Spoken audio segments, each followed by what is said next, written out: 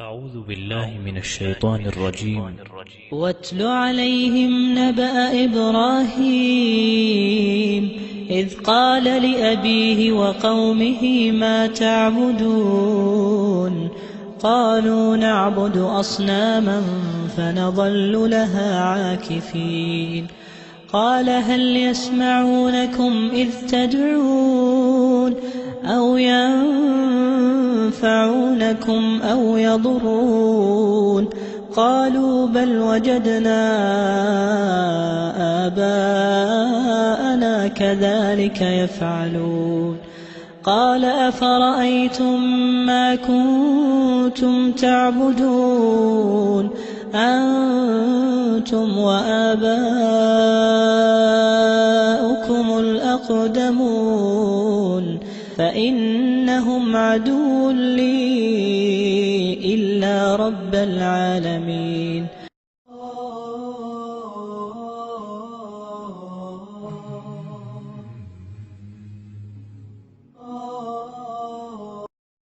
اب میں کہتا ہوں دعوے سے قسم خدا کی اگر اہل حدیث سن رہے ہو، اگر یہ اپنے باپ کی اوریجنل اولاد ہو، اگر اپنے باپ کی چیلنج کر رہا ہوں، اور یہ چیلنج میں 3 سال سے کر رہا ہوں، میں کہتا ہوں 3 سال کیا 3 صدیاں گزر جائیں گی، کوئی مائی کلال اہل حدیث میرے چیلنج کا جواب نہیں دے سکتا. یہ صرف لفظوں کے طور پہ نہیں بول رہا ہوں، اور یہ بھی نہ سن لے اہل حدیث سن لے کہ صاحب مجمع ہے، بریلیوں کا مجمع بول گئے، اکیلے میں بلا لو، کمرے میں مناظرہ کروا لو، 13 مولوی اور میں اور ایک ویڈیو کیمرہ جو سب کبھی جھوٹ نہیں بولتا، سب ریکارڈ کریں گے. اب چیلنج سنیں گے آپ؟ اگر تم اپنے باپ کی اوریجنل اولاد ہو اور تم کہتے ہو ہم حق پر، میں کہتا ہوں تم نے اپنی اصل کو چھوڑا. 1857 سے پہلے تم ہندوستان میں اپنا ایک مدرسہ دکھا دو،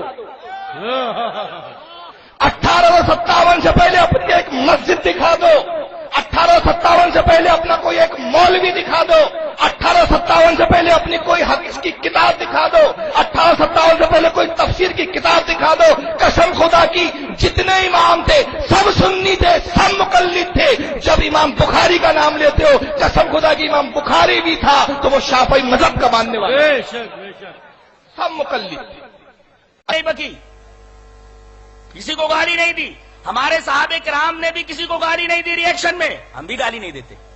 زبان کیا ہے مولوی کی؟ دیکھو تم اپنے باپ کی اصل اولاد ہو، ایسا بولتا ہے. یہ کسی مولوی کی زبان ہو سکتی ہے؟ قطعاً نہیں. ہم گالی نہ دیتے ہوئے، نبی کی سنت پر چلتے ہوئے ہم ہدایت کی دعا کرتے ہیں اس آدمی کے لیے. وہ جے چشتی کے لیے بھی، ایف رضوی کے لیے بھی، اور یہ حق کی مارنے والے کے لیے بھی، کہ 1857 سے پہلے اپنی کوئی مسجد بتا دو. 1857 سے پہلے اہل حدیثوں تم اپنی مسجد بتا دو. آؤ مسجد بتاتا ہوں، اور وہاں گیا بھی ہوں میں. دیکھو یہ مسجد کہاں ہے؟ یہ گجرات میں سمی کے اندر ہے. سمی کدھر ہے؟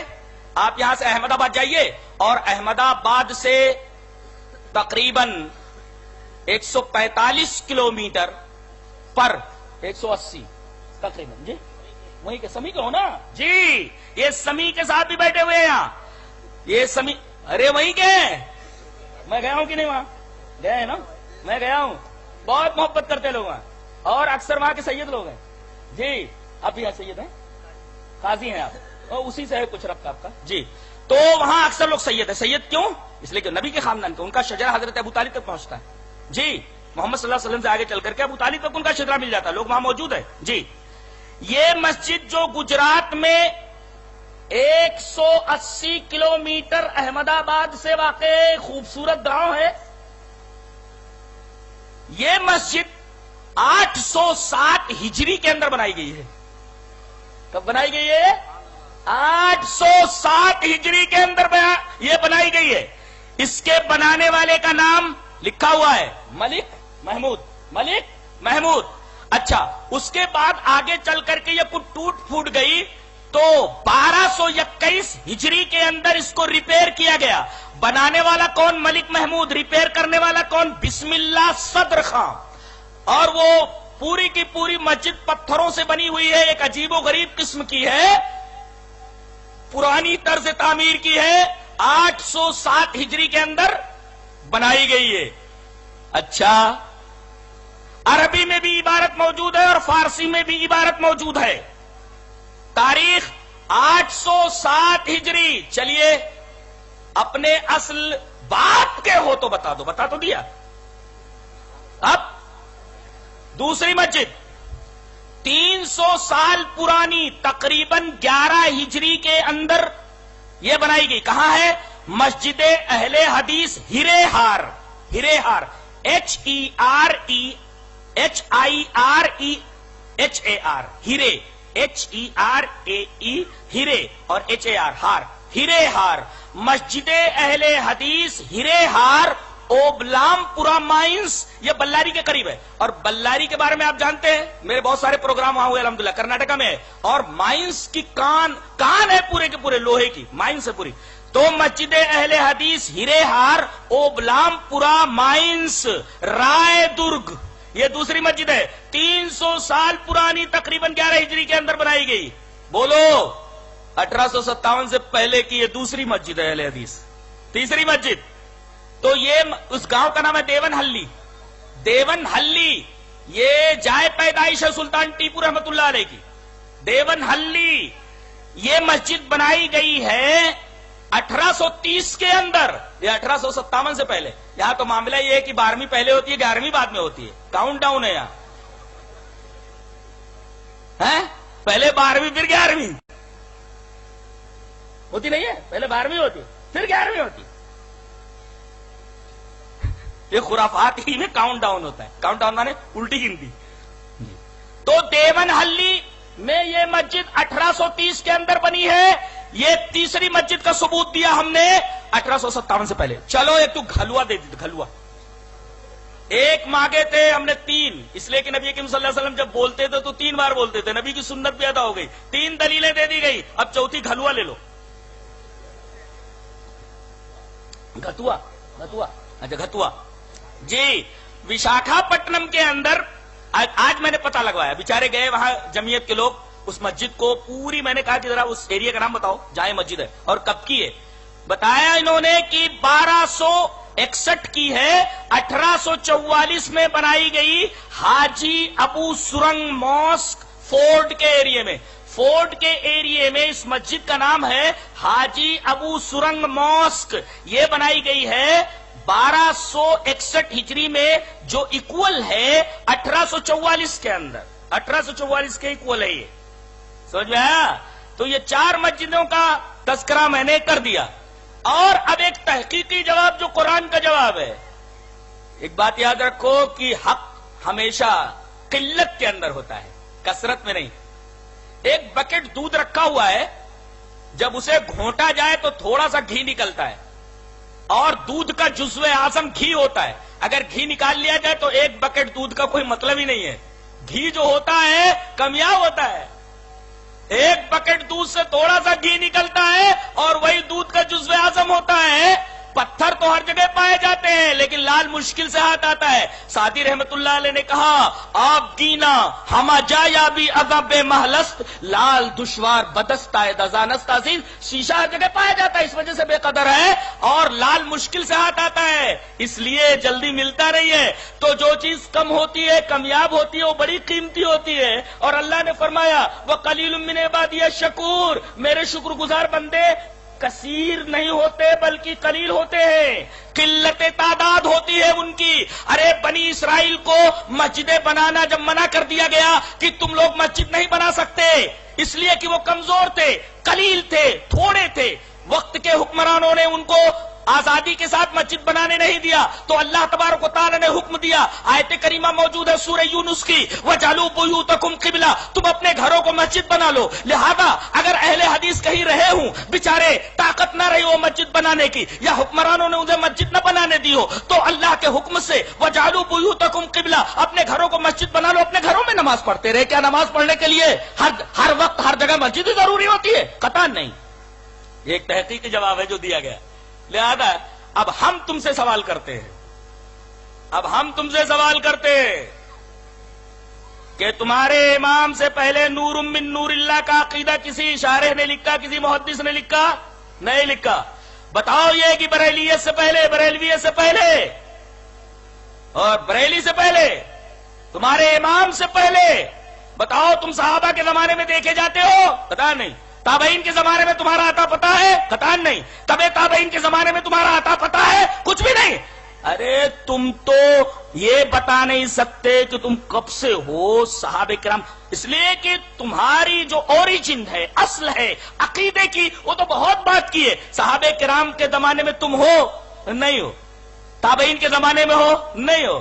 تبع تابعین کے زمانے میں ہو؟ نہیں ہو۔ ارے خیر القرون میں نہیں ہو تو پتا ہی چلا کہ تم بات کے ہو، اور یہی 3 قرون بہتر قرون ہے۔ آئیے وہ حدیث پڑھ لیتے۔ حدیث اس طرح، وعن عبداللہ رضی اللہ تعالیٰ عنہ عن نبی صلی اللہ علیہ وسلم قال خیر الناس قرنی ثم الذین یلونهم ثم الذین یلونهم ثم یأتی اقوام تسبق شہادۃ احدهم یمینه ویمین شہادته قال ابراہیم وكانوا يضربوننا على الشہادۃ والعہد، رواہ البخاری فی کتاب الشہادات۔ نبی کریم صلی اللہ علیہ وسلم نے ارشاد فرمایا سب سے بہتر لوگ میرے زمانے کے لوگ ثانی صحابہ کا دور، ثم الذین یلون پھر تابعین کا دور، ثم الذین یلون پھر تبع تابعین کا دور۔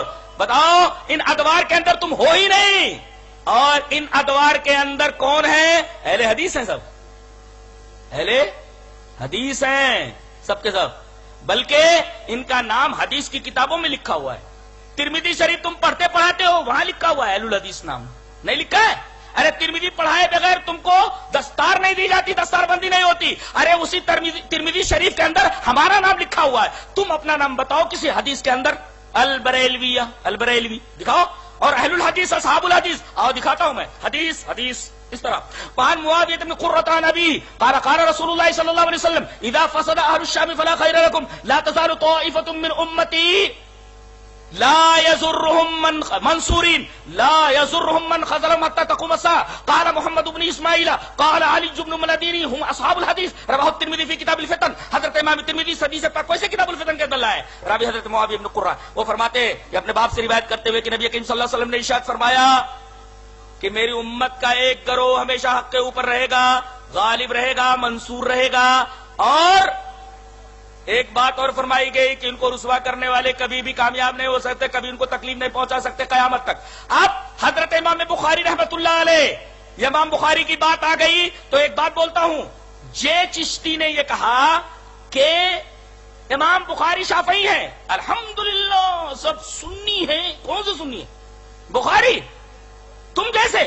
ارے انہوں نے تو یہ حدیث نقل کی ہے حضرت عائشہ کی کہ نبی کریم صلی اللہ علیہ وسلم کو موت آ گئی ہے، تم تو مانتے ہی نہیں، پھر امام بخاری کا نام کیوں لیتے ہو؟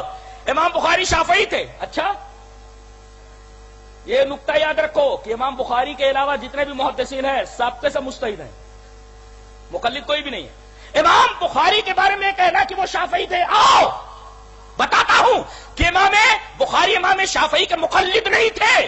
دلیل، ارے جگہ جگہ بخاری شریف کے اندر، یہ دیکھو علماء بیٹھے میں بخاری شریف پڑھاتے ہیں، اور میں تو حدیث کا ایک ادنا طالب علم ہوں، میں صرف پڑھتا ہوں۔ جی میں نے یہ پڑھا کہ جگہ جگہ حضرت امام بخاری رحمت اللہ علیہ نے شفافے کو الٹی چھری سے ذبح کیا ہے۔ بتائیے جس امام کی تقلید کرتے ہوں اس امام کو الٹی چھری سے ذبح کر رہے ہیں، مقلد کیسے ہوئے؟ دلیل دیتا ہوں کیسے الٹی چھری سے ذبح کر رہے ہیں۔ نبی کریم صلی اللہ علیہ وسلم کی حدیث ہے اذا اشتد الحر فابردوا بالصلاۃ، جب گرمی سخت ہو جائے تو نماز کو ٹھنڈا کر کے پڑھو۔ گرمی جب سخت ہو جائے، مثلا گرمی کے دن میں ذرا ظہر جو ایک دم آفتاب نصف النہار پر ہوتا ہے، ذرا ٹھنڈا کر کے پڑھو ظہر کو۔ تو جب گرمی سخت ہو جائے تو تم لوگ نماز کو ٹھنڈا کر کے پڑھو۔ یہ بخاری کی روایت ہے، برابر ہے؟ اچھا امام شافعی کہتے ہیں کہ یہ مسئلہ اقامت کا ہے، مسئلہ مقیم لوگوں کا ہے۔ جیسے آپ گاؤں میں ہو، یہاں بمبئی میں ہیں، آپ گھر پہ ہیں تو کیا کریں گے؟ یہ حکم ہے کہ بھئی نماز کو ٹھنڈا کر کے پڑھو۔ حضرت امام شافعی فرماتے ہیں یہ مسئلہ حضر کا ہے، یعنی آدمی گاؤں میں ہو اپنی جگہ پر ہو۔ امام بخاری رد کرتے ہوئے کہتے ہیں کہ امام شافعی کا یہ استدلال بالکل غلط ہے، یہ مسئلہ بالکل غلط ہے، اس لیے کہ نبی نے یہ بات بلال سے حالت سفر میں کہی ہے، لہذا تم اس کو حالت حضر کے ساتھ خاص کیوں کر رہے ہو؟ نبی کریم صلی اللہ علیہ وسلم نے بلال سے کہا ابرد یا بلال، ابرد یا بلال. یہ حکم حضرت بلال کو نبی کریم صلی اللہ علیہ وسلم نے سفر کے اندر کیا. حضرت امام بخاری، امام شافعی رحمۃ اللہ علیہ کے اس مسئلے کو الٹی سوئی سے دبا کر رہے ہیں. کیسے کہتے ہو کہ حضرت امام بخاری امام شافعی کے مقلد تھے؟ اس طریقے سے بہت سارے دلائل ہیں، میں ان سب کو بیان نہیں کر سکتا. مشت نمونہ اسخروار ایک دلیل بیان کر دی کہ بتائیے مقلد اپنے امام کا رد کرتا ہے. یہاں تو بدلیل واضح ہے. امام شافعی رحمۃ اللہ علیہ کو اس مسئلے کو حضرت امام بخاری رحمۃ اللہ نے کاٹ دیا. لہذا ایک بات یاد رکھو کہ جتنے بھی ائمہ ہیں، امام نسائی ہوں، امام بخاری ہوں، امام ابن ماجہ ہوں، یہ سارے کے سارے مجتہد ہیں، کوئی بھی کسی کا مقلد نہیں ہے. اچھا، کسی کے بارے میں کہا جاتا ہے کہ بھئی یہ حنبلی ہے یا اسی طریقے سے شافعی ہے. کیا عربی پڑھتے ہیں آپ لوگ؟ عربی زبان بھی کچھ، یعنی مولوی ہونے کے بعد بھی ایسی جاہلانہ باتیں. ایک ہوتا ہے مقلد، ایک ہوتا ہے منتسب. منتسب اور مقلد کے درمیان فرق سمجھ میں نہیں آتا. ایک ہے انتساب کرنے والا، بھئی میں شافعی انتساب کر لیا، اور ایک ہے مقلد. مقلد اور منتسب کے درمیان فرق ہوتا ہے. مقلد یہ ہوتا ہے کہ اپنے امام کے تمام اجتہادات کو وحی الہی سمجھ کر کے چپ چاپ مانتا رہے، اور منتسب کا مطلب یہ ہے کہ میں کسی گوشے میں اس امام کی طرف منسوب ہوں. جیسے یہ استدلال کرتا ہے، میرے استدلال کا طریقہ بھی وہی ہے. میں استدلال میں فلاں امام کے موافق ہوں. وافق رائے رائنا، اس کی رائے میری رائے کے موافق ہو گئی، ہماری رائے کے موافق ہو گئی. یہ منتسب کہتے ہیں اس کو. ایک ہے مقلد، ایک ہے منتسب. ان دونوں کو گڈمڈ نہ کیا جائے. مقلد اور منتسب کے درمیان یہ کیا سمجھے بیچارے، مقلد کیا ہے منتسب کیا ہے. پڑھنے کے لیے علم ہونا چاہیے. ہاں ایسا تھوڑی ہوتا ہے. علم غیب کہا کہ مان علیہ صحابی، جس پر میں اور میرے صحابہ کرام کا عقیدہ تھا کہ نبی کو علم غیب تھا. اچھا، یہ کس نے کہا کہ صحابی کا عقیدہ ہے؟ آئیے وہ حدیث پڑھ دیتا ہوں، صحابہ کرام کا عقیدہ کیا تھا.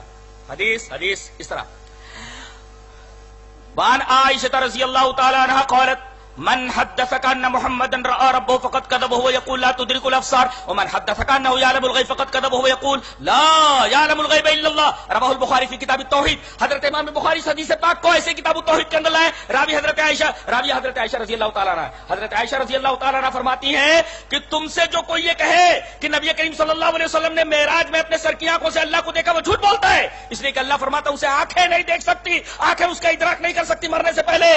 اور اسی طریقے سے حضرت عائشہ نے فرمایا ومن حدثک انہ یعلم الغیب فقد کذب. تم میں سے جو کوئی یہ کہے کہ نبی کو غیب کا علم تھا، وہ بھی جھوٹ بولتا ہے. اس لیے کہ اللہ فرماتا لا یعلم الغیب الا اللہ، اللہ کے علاوہ کسی کو غیب کا علم نہیں. اب اگر تم کہتے ہو کہ صحابہ کرام کا عقیدہ یہ تھا کہ نبی کو غیب کا علم تھا، بتائیے یہ حدیث تو ایسی ہے کہ حضرت عائشہ فرما رہی ہے کہ جو کوئی یہ کہے کہ نبی کو غیب کا علم تھا وہ جھوٹا ہے. اور تمام صحابہ کرام کا سکوت اس بات کی دلیل ہے کہ اس عقیدے کے اوپر تمام صحابہ کرام کا اجماع ہے. لہذا یہ کہنا کہ نبی کو غیب کا علم تھا اجماع کے خلاف ہے، صحابہ کرام کے عقیدے کے بالکل خلاف ہے. خاص طور سے صدیق کائنات حضرت عائشہ رضی اللہ تعالیٰ عنہ کے عقیدے کے خلاف ہے. پتہ یہ چلا کہ نبی کو غیب کا علم نہیں. آئیے ایک حدیث سے میں تمام کے تمام عقائد بریلویہ کا رد کرتا ہوں. پہلے حدیث سنیں. حدیث اس طرح، وان ابن عباس رضی اللہ تعالیٰ عنہما قال مات انسان كان رسول الله صلى الله عليه وسلم يعوده فمات بالليل فدفنوه ليلا فلما اصبح اخبروه فقال ما منعكم ان تعلموني قالوا كان الليل وكان الظلم فكرهنا وكان الظلمة نشق عليك فاتى قبره وصلى عليه. رواه البخاری فی کتاب الجرائد. حضرت امام بخاری سے حدیث پاک کو ایسے کتاب الجرائد کے اندر راوی حضرت عبداللہ بن عباس ہیں. حضرت عبداللہ بن عباس فرماتے ہیں کہ ایک آدمی بیمار تھا، نبی کریم صلی اللہ علیہ وسلم اس کی عیادت کے لیے جایا کرتا تھا. رات میں مر گیا، وہ رات ہی میں لوگوں نے دفن کر دیا. ایک مسئلہ معلوم ہوا کہ آدمی رات کے اندر مر جائے تو رات کے اندر دفن کرنا جائز ہے. صرف 5 اوقات کے اندر مردے کو دفن نہیں کرنا چاہیے. 5 اوقات پہ، تفصیل کا موقع نہیں، علماء سے پوچھ لینا. تو رات کے اندر اگر مر جائے تو رات کے اندر دفن کرنا جائز ہے. 5 اوقات میں مردے کو دفن نہیں کرنا چاہیے. تو وہ رات کے اندر مر گیا، رات ہی کے اندر اس کو دفن کر دیا گیا. صبح جب ہوئی تو کہا کہ صحابہ کرام نے آ کر کے کہ اللہ کے رسول، وہ آدمی جو بیمار تھا اور آپ اس کی عیادت کے لیے جایا کرتے تھے، وہ آدمی تو مر گیا. صبح کے وقت صحابہ کرام نے بتایا. فلما اصبح اخبروه، جب صبح ہوئی تب صحابہ کرام نے آپ کو خبر دی کہ وہ آدمی جس کی عیادت کے لیے آپ جاتے تھے تو مر گیا اور ہم لوگوں نے اسے دفن کر دیا. نبی کریم صلی اللہ علیہ وسلم نے پوچھا، کہا ما منعکم ان تعلمونی، ارے تم لوگوں نے مجھے بتایا کیوں نہیں؟ دیکھیے، کیا علم غیب رکھنے والا یہ بات کہہ سکتا ہے کہ تم لوگوں نے مجھے بتایا کیوں نہیں؟ اس لیے کہ آپ تو صحابہ کرام سے پوچھ رہے ہیں کہ تم لوگوں نے مجھے بتایا کیوں نہیں. یہ حدیث بتا رہی ہے کہ علم غیب کا عقیدہ کسی بھی صحابی کا نہیں تھا. اچھا، اور دوسرے یہ کہ آپ نے فرمایا ما منعکم ان تولوا، تم لوگوں نے مجھے بتایا کیوں نہیں. اس سے پتا چلا کہ آپ کو غیب کا علم. دوسرے آپ حاضر و ناظر بھی نہیں ہے، اس لیے کہ اگر آپ ہر جگہ حاضر و ناظر ہوتے تو اس کو وہ مر رہا تھا آپ کو معلوم ہوتا، وہ نہلایا جا رہا تھا معلوم ہوتا، اسے قبر میں دفن کیا جا رہا تھا آپ کو معلوم ہوتا. اور جو کہتے ہیں کہ قبر میں بھی آپ کو دکھایا جاتا ہے، آپ وہاں بھی ہوتے. نبی کریم صلی اللہ علیہ وسلم کا یہ کہنا کہ تم لوگوں نے مجھے بتایا کیوں نہیں، یہ آپ کے حاضر و ناظر نہ ہونے کی دلیل ہے. تو علم غیب آپ کو نہیں، آپ حاضر و ناظر بھی نہیں. اچھا، کہا کہ تم لوگوں نے مجھے بتایا کیوں نہیں، رات میں بتا دیتے. کہا کہ اللہ کے رسول رات تاریک تھی، رات تاریک تھی. اب میں آپ سے ایک بات بولتا ہوں، یہاں لفظ استعمال کیا گیا وہ کہنا ظلمتن، رات تاریک تھی. بتائیے جو آدمی سراپا نور ہو، نور کو تاریکی سے کیا ڈر؟ اگر آپ نور سے بنے ہوئے ہوتے تو پھر آپ کو تاریکی سے کیا ڈر ہوتا؟ پتہ یہ چلا کہ صحابہ کرام کا عقیدہ یہ تھا کہ آپ نور کے بنے ہوئے نہیں، آپ صرف نور ہدایت ہے. آپ کو تاریکی سے اسی طریقے سے نقصان ہوتا تھا جیسے عام لوگوں کو تاریکی سے نقصان ہوتا ہے کہ آدمی تاریکی میں کہیں پھسل کے گر جائے وغیرہ. آپ دیکھ رہے ہیں، آپ فاتا قبر و صلی اللہ علیہ، پھر آپ پوچھ رہے ہیں اس کی قبر کا ہے، دلونی علی قبر ہے، آپ کو اس کی قبر بھی معلوم نہیں ہے. آپ پوچھ رہے ہیں اس کی قبر بتاؤ، بتائے تو یہ قبر ہے. آپ آئے اور آپ نے وہاں نماز جنازہ پڑھی. اس کا مطلب جو نماز جنازہ نہ پڑھ سکے اکیلا بھی قبر کو سامنے کر کے نماز جنازہ پڑھ سکتا ہے. یہ مسئلہ بھی معلوم ہوا. عالم الغیب ہونے کا رد ہوا، حاضر و ناظر ہونے کا رد ہوا، اور آپ کے نور ہونے کا رد ہوا. آپ نور ہدایت ہیں، نور مجسم نہیں ہے. لہذا نور مجسم کا عقیدہ کسی بھی صحابی کا نہیں ہے، اور یہ قرآن کا بھی عقیدہ نہیں، حدیث کا بھی عقیدہ نہیں. اور چلیے حدیث بھی پیش کر دیتا ہوں. حدیث اس طرح وہاں عائشہ رضی اللہ تعالیٰ عنہ قالت قال رسول اللہ صلی اللہ علیہ وسلم خلقت الملائکۃ من نور وخلق الجان من مارج من نار وخلق آدم مما وصف لكم رواہ مسلم فی کتاب الزہد. حضرت امام مسلم اس حدیث پاک کو اسے کتاب الزہد کے اندر لائے. راوی حضرت عائشہ رضی اللہ تعالیٰ عنہ. حضرت ایک عجیب بات بتاؤں کہ جتنے عقیدے کی اور ٹیڑھے عقیدے، بڑے مشکل عقیدے جن کے اوپر شرک اور کفر کا اور توحید کا مدار ہے. اب ایک بات اور بول دوں، اس کے بعد پھر بات کو ختم کرتا ہوں. دوسرا مقرر بھی یہاں اسٹیج پر ہم کا ہے تو ان کو بھی موقع دینا ہے. اب یہ دیکھیے، یہ پہلے صاحب تھے اور دوسرے صاحب کون ہیں؟ یہ دوسرے صاحب یہ ہیں ایف رضوی. ایف رضوی یہ صاحب بڑے بد زبان ہیں، اللہ ان کو ہدایت دے. انہوں نے خطیب مسجد نبوی جن کا نام عطیہ سالم ہے، کیا پڑھتے ہیں یہ؟ عطیہ سالم. یہ ان کا مبلغ علم ہے، ذالک مبلغ من العلم. ان کو عطیہ اور عطیہ پڑھنا نہیں آتا ہے. اچھا، ہمارے ایک عالم ہے علامہ احسان الہی ظہیر، ان کا نام لینا نہیں آتا. یہ پہلے علامہ احسان الہی. یہ احسان کیا ہے؟ وہ تو باب افعال کا مصدر ہے. اس کا مطلب یہ بالکل عربی سے نابلد ہے. جو احسان کو احسان پڑھتا ہو، اب وہ آپ نہ معلوم ہے، جو بچوں کو معلوم ہوتے ہیں، مولانا لوگ تو بچوں کو سکھاتے ہیں. یہ احسان الہی ظہیر کو احسان بولتا ہے، عطیہ سالم کو عطیہ بولتا ہے. اور توجہ جو باب تفعول کا مصدر ہے، تکبر، اسی طریقے سے تمسک، اس وزن پہ توجہ، اس کو توجہ پڑھتا ہے. اس کا مطلب ہے عربی کے عین سے بھی واقف نہیں. احتیاط کی جمع لاتا ہے احتیاطوں، جبکہ احتیاط یہ مصدر ہے اور مصدر جنس ہوتا ہے جمع کے لیے اور واحد کے لیے. اس کو کیا پڑھا رہا ہوں میں؟ بول دو پڑھ لے میرے پاس آ کر کے 2-3 سال. جی تو یہ حال ہے اس شخص کا، رٹو ہے رٹو. جی ابھی ناگپور میں میرا ایک پروگرام تھا، وہاں ایک عالم ملے. بہت اچھی بات بتانے جا رہا ہوں، بات کو یہیں ختم کروں گا ابھی، لیکن اسے سن لیجئے، بہت پیاری بات ہے. وہاں ایک ہمارے عالم ملے، مولانا عبد المالک، مدنی ہے غالباً. انہوں نے کہا کہ ایف رضوی جو ہے ان کے 3 بڑے بڑے مرید تھے. ایک مرید کا نام آفاق مرزا، یہ نوجوان لڑکا ہے، اس کے ساتھ 2 اور تھے. انہوں نے ایف رضوی صاحب نے ان تینوں کو بشمول آفاق مرزا اور 2 اس کے ساتھی، یہ دین سے ذرا جڑے ہوئے تھے. کہا جا کر عبد المالک اس وہابی سے پوچھو کیا بخاری پڑھتا پڑھاتا ہے؟ میں ثابت کر دوں گا بخاری سے کہ بخاری میں رفع الیدین نہ کرنے کی بات کہی گئی، اور ایک روایت سے ثابت کر دوں گا کہ بخاری شریف کے اندر रफूल यदैन से मना किया गया। अच्छा, अब ये बेचारे आए तीनों मौलाना अब्दुल मालिक साहब के पास, कहा कि शेख ये जो है ऐसा है कि ये हदीस, कहा कौन सी हदीस? तो उन्होंने कहा अबू हुमैद साइदी की रिवायत है। अबू हुमैद साइदी की रिवायत जो बुखारी में है वो दर हकीकत किताब तशहुद में है। इमाम बुखारी रहमतुल्लाह अलैह रफूल यदैन का मसला साबित करने के लिए नहीं ला रहे, वो तशहुद में ला रहे उसको, अबू हुमैद साइदी की रिवायत बराबर है। उसमें इतना है कि नबी करीम सल्लल्लाहु अलैहि वसल्लम ने नमाज में ये किया, उसमें रफूल यदैन का तस्करा नहीं है। ठीक है, रफूल यदैन का तस्करा नहीं है। अब तस्करा ना होने से ये लाजिम कहां आता है कि रफूल यदैन न किया जाए? अब अब्दुल मालिक साहब ने ये कहा कि अगर इसी सहाबी से अबू हुमैद साइदी से अगर मैं इब्ने माजा की तफसीली रिवायत दिखा दूं और उसमें इतनी इतनी जगहों पर रफूल यदैन है तो मान लोगे? रावी वही है जो बुखारी का रावी है, बुखारी का जो सहाबी है वही सहाबी इब्ने माजा में भी है। कहा कि हाँ मान लेंगे। अब उन्होंने ये हदीस पढ़ करके बताई, कौन सी हदीस है? ये हदीस देखो, अन अबी हुमैद साइदी क़ाल समिअतहु वहुव फी अशरत मिन असहाब रसूलुल्लाह सल्लल्लाहु अलैहि वसल्लम अहदुहुम अबू कतादा इब्न रिबिईन। इबारत पढ़ने के लिए नहव बहुत अच्छी तरह जानना जरूरी है, नहीं तो क्या करते लोग, अहदुहुम अबू कतादा, अबू कतादा के अबू कतादा क्या है, ये ऐसे मार लेते बाहर लोग, डुम्मा मार लेते जिनको अरबी नहीं आती। जी हाँ, बहुत सारे लोग ऐसे अरबी और भी कुछ आती बाती नहीं है, बस ऐसे ही ठोक देते हैं। अन अबी हुमैद साइदी क़ाल समिअतहु वहुव फी अशरत मिन असहाब रसूलुल्लाह सल्लल्लाहु अलैहि वसल्लम अहदुहुम अबू कतादा इब्न रिबिईन क़ाल अना उअल्लिमुकुम बिसलाति रसूलुल्लाह सल्लल्लाहु अलैहि वसल्लम कान इदा काम फी सलाति इतदल क़ाइमन व रफ़ा यदैहि हत्ता युहादिया बिहिमा मनकबैहि थुम्मा क़ाल अल्लाहु अकबर व इदा अरादा अन यरका रफ़ा यदैहि हत्ता युहादिया बिहिमा मनकबैहि फ़इदा क़ाल समी अल्लाहु लिमन हमिदा रफ़ा यदैहि फ़अतदल फ़इदा क़ाम मिन अस्सिनतैन कब्बरा रफ़ा यदैहि हत्ता युहादी बिहिमा मनकबैहि कमा सना हीन इफ्ततह अस्सलाता रवाहु इब्न माजा फी इक़ामति सलाति व सुन्नति फ़ीहा। यहां देख रहे हैं आप, रावी वही है हजरत अबू हुमैद साइदी, ये रिवायत भी सही है इब्न माजा की। जी यहां ये बताया जा रहा है कि वो ये कह रहे हैं कि मैं नबी की नमाज पढ़ करके बताता हूं, ये नमाज में खड़े हुए रफूल यदैन किया, फिर जब रुकू में गए तो रफूल यदैन किया, रुकू से उठे समी अल्लाहु लिमन हमिदा का रफूल यदैन किया, और इन जगहों पर उन्होंने रफूल यदैन किया। अब वो बेचारा हैरान हो गया, बोले ऐसा है क्या? बोले हाँ।